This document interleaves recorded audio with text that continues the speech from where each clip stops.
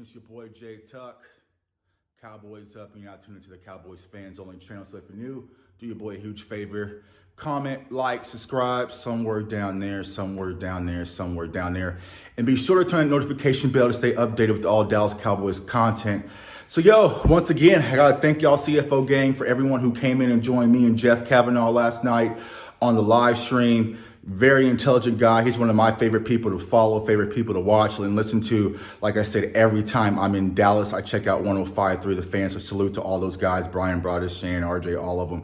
But if you didn't catch into what we had to say, take a listen to this. Care about with Zeke is the per attempt. Like, right. I don't care that he won the rushing title as a rookie. He led the league in rushing attempts. You should lead the league in rushing. So to me, it's how many times is he going to carry the ball? And I don't want him to carry the ball 350 times. I want him to carry the ball 250 times. I care about his yards per attempt. I care about his conversion rates on third down and in the red zone. And fourth downs as well. Yes, I don't care about his total rushing yards, but this is going to be a pass-first offense, and I bet Pollard plays 20 to 30% of the snaps. So I don't think Zeke's going to get 350 carries. I don't think it's going to be an absurd number. So I think he'll run for like 1,250 to 1,300.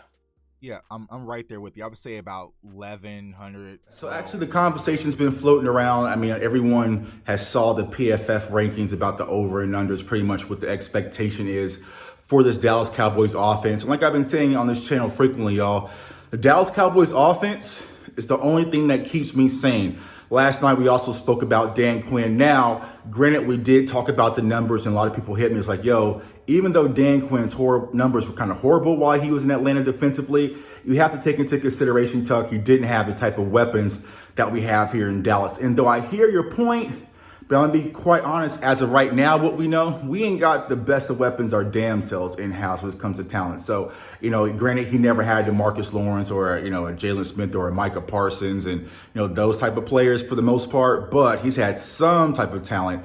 But it is what it is. Like I said, I'm very optimistic about Dan Quinn. But going back to the offense, man, I know a lot of these numbers seemed a little, far as a reach from the outside perspective. But if you look at the totality of what our offense can really do this season, I think this offense is going to be extremely explosive. Now, the most important thing for me offensively for the Dallas Cowboys is not getting off the slow starts. If you go back the past 2 to 3 years and look at the games where we had like 0 touchdowns in the first quarter and got off to a slow start, it really didn't work in our favor, man. So I am a proponent of leaving 0 points on the board, especially in the first quarter, because we saw glimpses of it last year, even before Dak went down. We saw, slow starts, fumbling, mumbling, stumbling. I don't know what the hell we were seeing in some games, man. So that's the most important piece, and not leaving points on the board. Red zone efficiency is important, but also making sure that we at least get 3 out of it and don't come back with nothing, man. But I'm very excited about our offense, man. Like I said,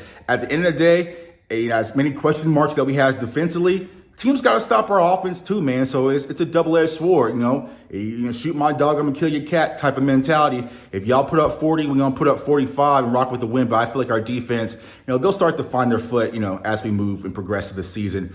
Another thing I want to talk about, hot topic button, man, quickly this morning, because I got to skedaddle, got to get up out of here, got to get to work, man. Got a busy day before I go on vacation. So there's a talks about a few disgruntled players not showing up to camp, right? We have Xavier Howard in Miami cornerback. We have Jamal Adams, and we have Stephon Gilmore. Now, this has been a hot topic of discussion, especially yesterday. And here's my thoughts. I personally, speaking for me, will welcome any 3 of those players in-house to the Dallas Cowboys.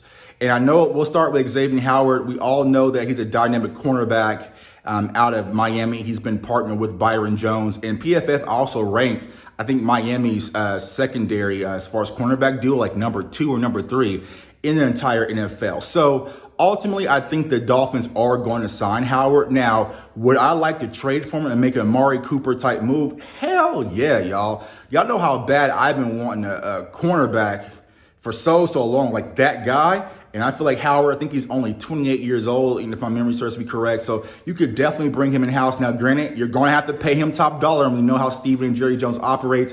that's not going to be the case. And so, but if the opportunity presented itself, absolutely, I would welcome Howard in. The next guy, once again, Jamal Adams. Here we go. It feels like we've been here the past like 2 to 3 off seasons, and he's disgruntled in Seattle because they have not yet come to contract terms.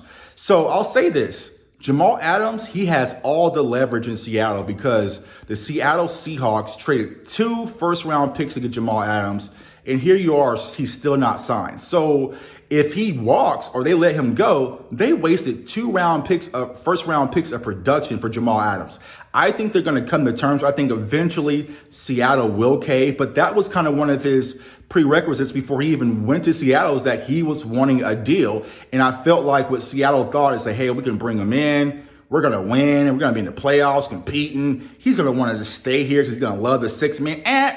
Pump the brakes. Players want to get paid, man. So I feel like that's the standstill when it comes to Seattle Seahawks and Jamal Adams.